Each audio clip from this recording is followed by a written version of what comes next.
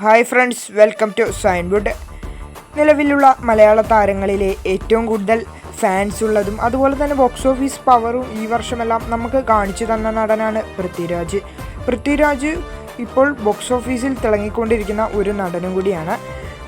ഇതുവരെ പൃഥ്വിരാജിൻ്റെതായിട്ട് പുറത്തിറങ്ങിയ മലയാള സിനിമകളിൽ ഏറ്റവും ഉയർന്ന കളക്ഷൻ നേടിയെടുത്ത 10 പൃഥ്വിരാജ് സിനിമകൾ ആണ് ഈ വീഡിയോയിലൂടെ നിങ്ങളുമായി ഞാൻ പങ്കുവെക്കുന്നത്. വീഡിയോയിലോട്ട് പോകുന്നതിന് മുമ്പ് പൃഥ്വിരാജിൻ്റെ ഏത് ചിത്രമാണ് നിങ്ങൾക്ക് ഏറ്റവും ഇഷ്ടപ്പെട്ടത് എന്ന് വീഡിയോയുടെ അടിയിൽ കമൻറ്റ് ചെയ്യാൻ മറക്കരുത്. ലിസ്റ്റിൽ 10ാം സ്ഥാനത്തുള്ളത് ക്ലാസ്മേറ്റ്സ് എന്ന സിനിമയാണ്. പൃഥ്വിരാജിനെ കൂടാതെ ജയസൂര്യയും ഇന്ദ്രജിത്തും നരനുമെല്ലാം മറ്റു കേന്ദ്ര കഥാപാത്രങ്ങളെ അവതരിപ്പിച്ചിട്ടുണ്ടായിരുന്നു. ലാൽ ജോസ് സംവിധാനം ചെയ്ത് 2006 പുറത്തിറങ്ങിയ സിനിമ അന്ന് 2 കോടിയോളമായിരുന്നു സിനിമയുടെ ബഡ്ജറ്റ്. അന്ന് ഏകദേശം 25 കോടിയോളം ഗ്രോസ് കളക്ഷൻ നേടിയെടുത്തപ്പോൾ അന്ന് സിനിമ വളരെ മികച്ച കളക്ഷനും അതുപോലെ തന്നെ ആ വർഷത്തെ ഇയർ ടോപ്പർ സിനിമയായിട്ടും കൂടി മാറിയിട്ടുണ്ടായിരുന്നു ക്ലാസ്മേറ്റ്സ്. അതുപോലെ തന്നെ ഈ ലിസ്റ്റിലെ ഏറ്റവും പഴക്കമേറിയ സിനിമ കൂടിയായിട്ട് ക്ലാസ്മേറ്റ്സ് എന്ന സിനിമ തന്നെയാണ്. ലിസ്റ്റിൽ 9ാം സ്ഥാനത്തുള്ളത് 2019 ലാൽ ജൂനിയർ സംവിധാനം ചെയ്ത് പുറത്തിറങ്ങിയിട്ടുണ്ടായിരുന്ന പൃഥ്വിരാജിൻ്റെയും സുരാജ് വെഞ്ഞാറമൂടും കൂടിയും പ്രധാന കഥാപാത്രത്തെ അവതരിപ്പിച്ച ഡ്രൈവിംഗ് ലൈസൻസ് എന്ന ചിത്രമാണ്. നല്ലൊരു ഹൈപ്പിൽ തന്നെയാണ് സിനിമ പുറത്തിറങ്ങിയത്. തിയേറ്ററുകളിൽ പോസിറ്റീവ് റെസ്പോൺസ് ലഭ്യമായതോടുകൂടി ചിത്രം തിയേറ്ററുകളിൽ വിജയിക്കുന്ന ഒരു കാഴ്ചയായിരുന്നു കണ്ടിട്ടുണ്ടായിരുന്നത്. 10 കോടിയോളം ബഡ്ജറ്റിൽ പുറത്തിറങ്ങിയ സിനിമ ഏകദേശം 28 കോടിക്ക് മുകളിൽ ഗ്രോസ് കളക്ഷൻ നേടിക്കൊണ്ട് സൂപ്പർ ഹിറ്റ് വിജയം കരസ്ഥമാക്കിയിരുന്നു. ലിസ്റ്റിൽ 8ാം സ്ഥാനത്തുള്ള ചിത്രം എസ്ര എന്ന ചിത്രമാണ്. ഒരു ഹൊറർ വിഭാഗത്തിലെല്ലാം പെടുന്ന സിനിമ വളരെ മികച്ച അഭിപ്രായങ്ങളായിരുന്നു തിയേറ്ററുകളിൽ സ്വന്തമാക്കിയിട്ടുണ്ടായിരുന്നത്. പൃഥ്വിരാജിനെ കൂടാതെ സിനിമയിൽ ടൊവിനോ തോമസും കൂടിയും ഒരു കേന്ദ്ര കഥാപാത്രത്തെ അവതരിപ്പിച്ചിട്ടുണ്ടായിരുന്നു. 2019 പുറത്തിറങ്ങിയ സിനിമ സംവിധാനം ചെയ്തിട്ടുണ്ടായിരുന്നത് ജയകൃഷ്ണനായിരുന്നു. 9 കോടിയോളം ബഡ്ജറ്റിൽ വന്ന സിനിമ 35 കോടിക്ക് മുകളിൽ ഗ്രോസ് കളക്ഷനാണ് സ്വന്തമാക്കിയിട്ടുണ്ടായിരുന്നത്. ലിസ്റ്റിൽ 7ാം സ്ഥാനത്തുള്ളത് 2020 പുറത്തിറങ്ങിയ അയ്യപ്പനും കോശിയും എന്ന ചിത്രമാണ്. പൃഥ്വിരാജും ബിജു മേനോനും കേന്ദ്ര കഥാപാത്രമായിട്ട് തിയേറ്ററുകളിലെത്തിയ സിനിമ സച്ചിയായിരുന്നു സംവിധാനം ചെയ്തൊരുക്കിയിട്ടുണ്ടായിരുന്നത്. 6 കോടിയോളം ബഡ്ജറ്റിലായിരുന്നു സിനിമ പുറത്തിറങ്ങിയിട്ടുണ്ടായിരുന്നത്.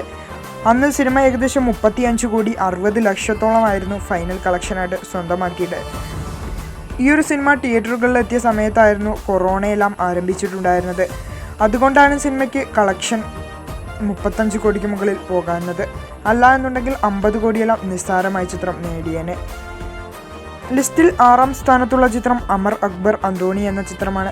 2015 പുറത്തിറങ്ങിയ സിനിമ ഇപ്പോഴും എല്ലാവരുടെയും ഫേവററ്റ് മൂവീസിൽ ആ ഒരു ലിസ്റ്റിലെല്ലാം ഉണ്ട് എന്നത് തന്നെ വലിയ കാര്യമാണ്. വളരെ മികച്ച കോമഡി എൻ്റർടൈനർ സിനിമ എന്നെല്ലാം അഭിപ്രായങ്ങൾ കിട്ടിയ വമ്പൻ പോസിറ്റീവ് റെസ്പോൺസ് ലഭ്യമായ സിനിമ 2015 വൻ തരംഗം സൃഷ്ടിക്കുന്ന ഒരു കാഴ്ചയായിരുന്നല്ലോ നാം കണ്ടിട്ടുണ്ടായിരുന്നത്. സിനിമ പുറത്തിറങ്ങിയത് 7 കോടി ബഡ്ജറ്റിലായിരുന്നു. സിനിമ ഏകദേശം 43 കോടിക്ക് മുകളിൽ ഗ്രോസ് കളക്ഷൻ നേടിക്കൊണ്ട് സൂപ്പർ ഹിറ്റ് വിജയമാണ് സ്വന്തമാക്കിയത്. പൃഥ്വിരാജിനെ കൂടാതെ ജയസൂര്യയും ഇന്ദ്രജിത്തും ആസിഫ് അലിയെല്ലാം കാമിയോ അപ്പിയറൻസിലും എത്തിയിട്ടുണ്ടായിരുന്നു. ലിസ്റ്റിലെ 5ാം സ്ഥാനത്തുള്ള ചിത്രം കടുവ എന്ന ചിത്രമാണ്. 2022 പുറത്തിറങ്ങിയ സിനിമ കൂടിയാണ് കടുവ. ഷാജി കൈലാസ് ആയിരുന്നു സിനിമ സംവിധാനം ചെയ്തൊരുക്കിയിട്ടുണ്ടായിരുന്നത്.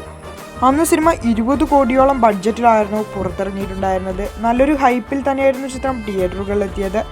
20 കോടി ബഡ്ജറ്റ് കണക്കാക്കിയ സിനിമ ഏകദേശം ഫൈനൽ കളക്ഷനായിട്ട് 46 കോടിക്ക് മുകളിൽ ഗ്രോസ് കളക്ഷൻ ഏകദേശം 46 കോടി 65 ലക്ഷത്തോളമാണ് സിനിമയുടെ ഫൈനൽ കളക്ഷൻ.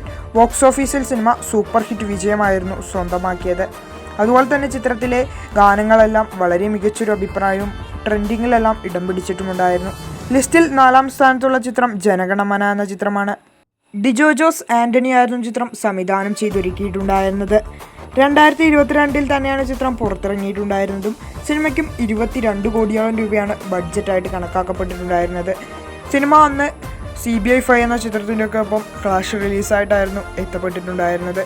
KGF തരംഗമെല്ലാം സിനിമയുടെ റിലീസിൻ്റെ അപ്പോഴുണ്ടായിരുന്നു.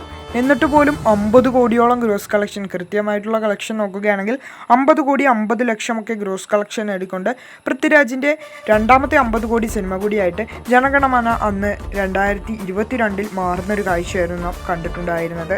ലിസ്റ്റിൽ 3ാം സ്ഥാനത്തുള്ള ചിത്രം എന്നും നിൻ്റെ മൊയ്തീൻ എന്ന സിനിമയാണ്. 2015 വലിയൊരു ഹൈപ്പില്ലാതെ തിയേറ്ററുകളിലെത്തിയ ഈ റൊമാൻറ്റിക് സിനിമ തിയേറ്ററുകളിൽ വൻ തരംഗം സൃഷ്ടിക്കുകയും ആ വർഷത്തെ ഏറ്റവും വലിയ വിജയങ്ങളിൽ ഒരു ചിത്രമായിട്ട് മാറുന്നൊരു കാഴ്ചയായിരുന്നു നാം അന്ന് കണ്ടിട്ടുണ്ടായിരുന്നത്. 12 കോടിയോളം ബഡ്ജറ്റിലായിരുന്നു ചിത്രം നിർമ്മിച്ചിട്ടുണ്ടായിരുന്നത്. ബോക്സ് ഓഫീസിൽ വൻ വിജയം നേടിയെടുത്ത സിനിമ ഏകദേശം 57 കോടിയോളമായിരുന്നു കളക്ട് ചെയ്തിട്ടുണ്ടായിരുന്നത്. RS വിമലായിരുന്നു ചിത്രം സംവിധാനം ചെയ്തൊരുക്കിയിട്ടുണ്ടായിരുന്നത്.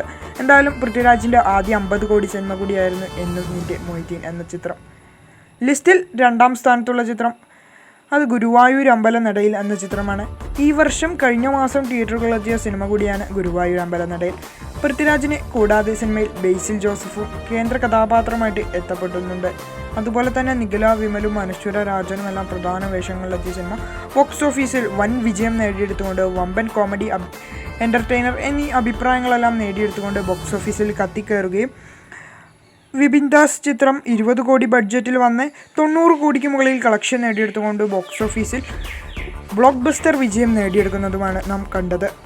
ലിസ്റ്റിലെ 1ാം സ്ഥാനത്തുള്ള ചിത്രവും പൃഥ്വിരാജ് ഈ വർഷം അഭിനയിച്ച് പുറത്തിറങ്ങിയ യഥാർത്ഥ സംഭവത്തെ ആസ്പദമാക്കി ആടുജീവിതം എന്ന ചിത്രമാണ്. നജീബ് എന്ന കഥാപാത്രത്തെ അവതരിപ്പിച്ച പൃഥ്വിരാജിൻ്റെ ആടുജീവിതം എന്ന സിനിമ ഈ വർഷം മാർച്ച് 28-ാം തീയതി തിയേറ്ററുകളിലേക്ക് എത്തി. ഒരു സർവൈവർ ത്രില്ലർ ചിത്രം എന്നെല്ലാം വിശേഷിപ്പിക്കാവുന്ന സിനിമ ബോക്സ് ഓഫീസിൽ വൻ തരംഗം സൃഷ്ടിക്കുകയും ബോക്സ് ഓഫീസിലെ അല്ലെങ്കിൽ പൃഥ്വിരാജിൻ്റെ കരിയറിലെ തന്നെ ആദ്യത്തെ 100 കോടിയും അതുപോലെ തന്നെ മലയാള സിനിമാ ചരിത്രത്തിലെ തന്നെ ആദ്യത്തെ ഒരു സോളോ 150 കോടിയെല്ലാം നാം കണ്ടത് ആടുജീവിതത്തിലൂടെയായിരുന്നു.